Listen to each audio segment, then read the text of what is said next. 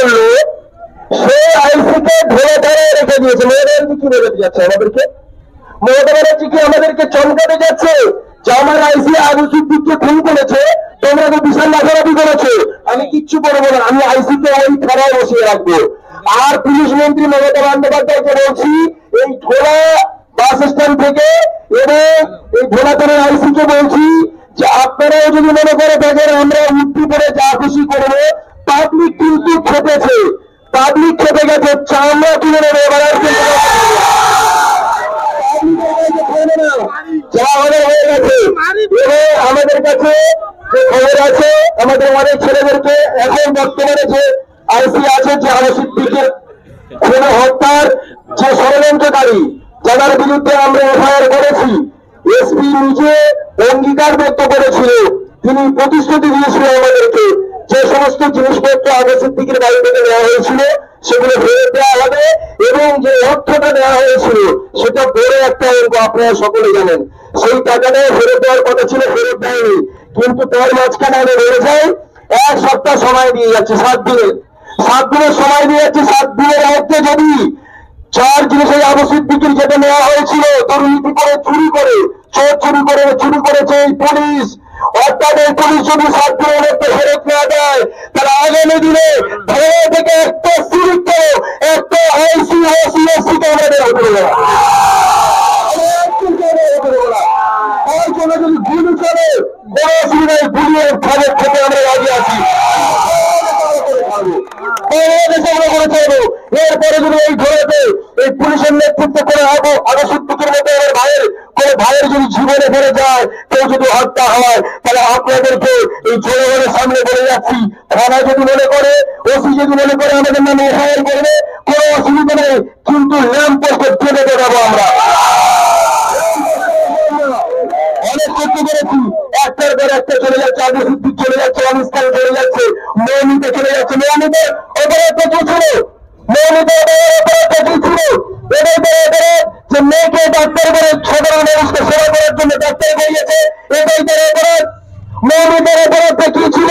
যে মৌমিতা চিন্তা ভাবনা করেছিল আমি ডাক্তার হয়ে বিশ্বের কাছে মাথা উঁচু করে বলবো আমি মৌমিতা ডাক্তার হয়েছি, পশ্চিমবাংলার একটা ছাত্রী, পশ্চিমবাংলা আমি একটা নাগরিক।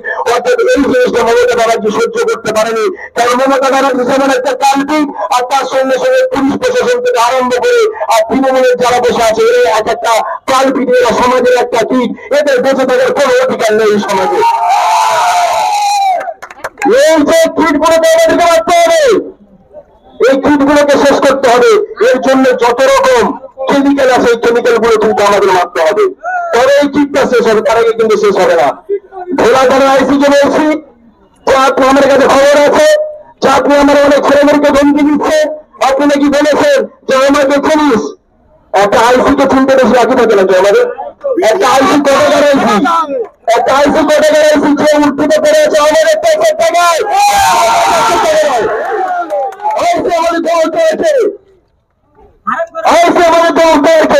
আমাকে চিনিস? ও কি একটা আইসি আমরা চিনি, ওটা আবু সিদ্দিককে খুন করে তার বাড়িতে টাকা এনে নিজে সংসার চালাচ্ছে। আমরা চোর নই, আমরা ধর্ষক নই, আমরা খুনি নই। পুলিশ প্রশাসনকে বলবে, যদি আপনাদের মধ্যে মানবতা থেকে থাকে, আপনার ঘরে যদি মা বোন থেকে থাকে, আপনার ঘরে যদি মেয়ে থেকে থাকে, তাহলে আপনারা দিদিমণির চটিটা না চেপে মানুষের সেবা করুন, মানুষের পক্ষে রায় দিন, মানুষের সঙ্গে রাস্তায় নামুন। বাংলাদেশের মধ্যে সেই নাম পোস্টে আপনারা ঝুলবেন, আপনারা নিজেরা বাংলাদেশে দেখেছেন তো ল্যাম্প পোস্টে ঝুলিয়ে রেখেছে, ওরা মনে হচ্ছে খুব হচ্ছে। তো মুখ্যমন্ত্রী আমাদের জন্য কপিল সিব্বলকে রেখে দিয়েছে, নির্লজ্জ কপিল সিব্বল, ভারতবর্ষের সবচেয়ে বড় নাকি লয়ার কপিল সিব্বল, সবচেয়ে বড় নির্লজ্জ পোহারা, যে রেপিস্টের পক্ষ থেকে সুপ্রিম কোর্টে সওয়াল করে, এইরকম নির্লজ্জ। আর পুলিশরা ভাবছে বাহ খুব ভালো, তো খুব ভালো, তো আমরা রেপ করি, খুন করি, কপিল সিব্বল তো আছে সুপ্রিম কোর্টে, আমাদেরকে বাঁচিয়ে নেবে। চামড়া যখন আসবে না ভাই, তখন কেউ কপিল সিব্বলও থাকবে না, সে হাসিনার মতো সবাই তাহলে। আপনাদেরকে বলে দিয়ে একটা খবর, মমতা ব্যানার্জি আপনারা সোশ্যাল মিডিয়ায় দেখেছেন যে 27 তারিখে একটা ছাত্র সমাজের নবান্ন অভিযানের ডাক দিয়েছে, আপনারা কম বেশি সবাই দেখেছেন তো।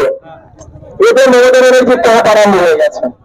কারণ হচ্ছে গোপন সূত্রে আমাদের কাছে খবর আছে, মমতা ব্যানার্জিকে আর কালীঘাটে রাখতে চায় না প্রশাসন। প্রশাসন সরাসরি বলে দিয়েছে আপনাকে নিরাপত্তা আমরা আর বেশি দিন দিতে পারবো না।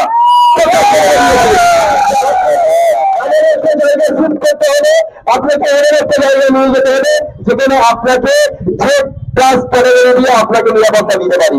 এটা হচ্ছে তৃণমূল কংগ্রেসের সূত্রের খবর। আরো একটা খবর বলে দিই, 28 তারিখে মমতা ব্যানার্জি ক্যাবিনেটের একটা যারা মন্ত্রী আছে, যারা এমএলএ আছে, তাদেরকে ডেকে একটা মিটিং ডেকেছে নবান্নে 28 তারিখে। 27 তারিখে নবান্ন অভিযান আছে, 28 তারিখে উনি মন্ত্রিসভা ডেকেছে। কিসের জন্য? দুটো অপশন দেখেছে মমতা ব্যানার্জি। যে অভিষেক বন্দ্যোপাধ্যায়ের সুপ্রিম কোর্টে হিয়ারিং আছে 27 তারিখে। কিসের হিয়ারিং আছে? যে সিবিআই বলেছে অভিষেককে দিল্লি এসে আমাদের সঙ্গে দেখা করতে হবে, আমরা জিজ্ঞাসাবাদ কলকাতায় করবো না। আর অভিষেক বন্দ্যোপাধ্যায় কবির সিদ্ধান্তকে দিয়ে বলেছে যে না, কলকাতায় ওকে জেরা করতে হবে। তার মানে কি, কলকাতায় জেরা করলে সিবিআই যদি অ্যারেস্ট করে, আর এখানে তো তৃণমূল কংগ্রেসের মানে সে কি বলবো অবৈধ সন্তানগুলো আছে, সমাজে হচ্ছে না অবৈধ সন্তানগুলো, নিয়ে যেতে দেবে না অভিষেককে নিয়ে যেতে দেবে না। এই জন্য অভিষেক চাচ্ছে আমার ঘরের ভিতরে আমাকে জেরা করতে হবে, যদি অ্যারেস্ট হয়ে যায় তাহলে আমার অবৈধ সন্তানগুলো আছে তারা আমাকে বাঁচিয়ে নেবে। এই জন্য কোর্টে হিয়ারিং আছে। যদি ওই হিয়ারিং এ অভিষেক বন্দ্যোপাধ্যায়ের পক্ষে রায় আসে যে অভিষেক বন্দ্যোপাধ্যায়কে কলকাতায় জেরা করতে হবে, তাহলে মুখ্যমন্ত্রী কিন্তু পদত্যাগ করছে না। যদি হিয়ারিং এটাই হয় যে দিল্লিতে দিল্লিতে অভিষেককে রাখবে, যদি ওখানে গিয়ে যারা হয়, এই দুটো টানাপোড়েনে মমতা ব্যানার্জি 28 তারিখে কিন্তু পদত্যাগ দেওয়ার জন্য পুরো প্রস্তুতি হয়ে আছে। যদি 27 তারিখে চরম আছড়ে পড়ে কলকাতা স্তব্ধ হয়ে যায়, পশ্চিমবঙ্গের স্তব্ধ হয়ে যায়, আপনাদেরকে অন ক্যামেরা বলে যাচ্ছি 28 তারিখে মমতা ব্যানার্জি ওখানে পদত্যাগ করে অভিষেককে বসানোর প্ল্যান করে রেখে দিয়েছে। আপনাদেরকে বলে দিলাম অভিষেককে বসানোর প্ল্যান করে দিয়েছি। যাই হোক, আপনাদেরকে সচেতন হতে হবে। হই করার দিন শেষ হয়ে গেছে। হয় ইসপার না ইসপার, উই ওয়ান্ট জাস্টিস। আমাদের জাস্টিস চাই, আমাদের বিচার চাই। যত ধর্ষণ খুন হচ্ছে আমাদের বিচার চাই, নয়তো সে কিন্তু একজনকেও ছাড় পাবো না। আমি তো একটা সিভিক দেখতে পেলাম না, একটা পুলিশ দেখতে পেলাম না। আমরা আমাদের হালে ছেড়ে দিয়েছে, ওই জন্য পুলিশ যেন ডিস্টার্ব না করে। আজকে র্যালিতে যেমন আমাদেরকে ওনারা সিকিউরিটি দেয়নি, আমাদের প্রয়োজন নেই আমাদের সিকিউরিটি আমরা দিতে পারি, কিন্তু আগামী দিনে চন্দনের জন্য বাড়ি বাড়ি যাবে আর আমাদের সিকিউরিটি দিতে পারে, চন্দনের জন্য বাড়ি বাড়ি চলে যাবে, বাড়ি ফেরার একটাই পুলিশ ফেরত দেবো না আমরা। সেই জন্য আর দীর্ঘায়িত বক্তব্য আমি দেবো না।